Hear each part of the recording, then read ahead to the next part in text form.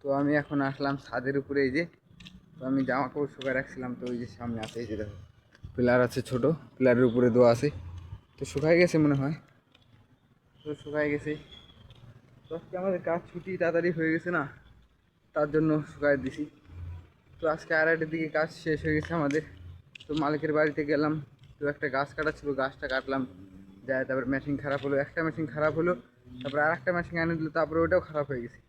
তো আধুরা কাম রাখে দেখেছি, খালি গাছটাকে কোনো রকম ফালাইছি টাইনের রশিদে, তারপরে চলে আসছি। তো মালিক বলতেছে, হ্যাঁ আমাকে ফোন করতি, কী মুশকিল ছিল। তারপরে বললো যা দাদা চলে আসছে রোজগার, তার জন্য চলে এলাম। তাও সন্ধ্যা হয়ে গেল, এখন রান্না বাড়া হয়ে গেছে, এখন ফ্রি টাইম, তাই ভাবলাম একটা তোমাদের সাথে একটা ভিডিও শেয়ার করা যাক। তো আমি বিক্রম, আমি এখন বর্তমানে কেরালায় আছি, আর কেরালায় কাজ করি। তো এই যে এইদিকে দেখো এখন, তো ওই সামনে আমার শার্ট শুকানো আছে, এই যে পিলারের উপরে রাখা ছিল, আমি কাজের থেকে এসে ধুয়ে দিয়েছিলাম, এগুলা হাতে নিয়ে নেই। তো কীরকম আছো সবাই? তো এখন কেরালাতে বৃষ্টি বৃষ্টি ভাব, কাজ তো করতেই লাগে, সকাল বিকাল সবসময় বৃষ্টি পড়ে। তো আজকে বৃষ্টি নাই, তো কালকে পরশু দিন রোজ দিন বৃষ্টি ছিল। তো আমাদের ওদিকে এখন, তো আমাদের রুমটা এই যে পিছনে, তো আমি ভুলে গেছিলাম জামা কাপড় নিতে আসলাম, তাই ভাবলাম একটা ছোট ব্লগ বানানো যাক। তো এইভাবেই চলে আমাদের জীবন।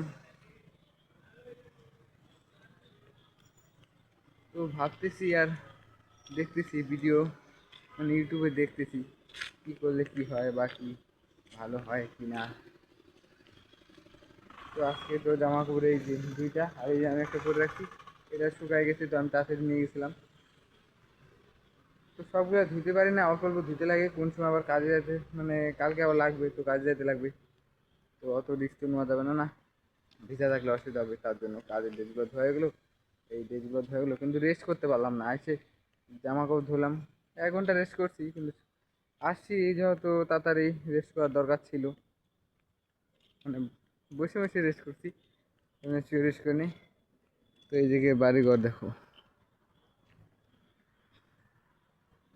ওই যে একটা ট্যাঙ্কি লাগাইছে, আর ওই বাড়িটা মনে হয় জল পড়ে, তার জন্য তাঁবু দেওয়া আছে।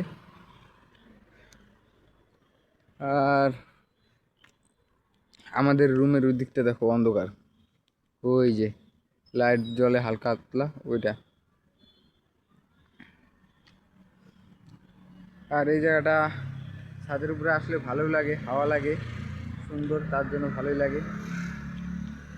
আর ভিডিও তো আমি বানাবোই, এতে কেউ দেখুক আর না দেখুক, আমার মনে যা আসে আমি যা তাই দেখাই, আমার লাইফস্টাইল কি, আমি এখন কেরালায় আছি তো এটাই ভিডিও করতেছি।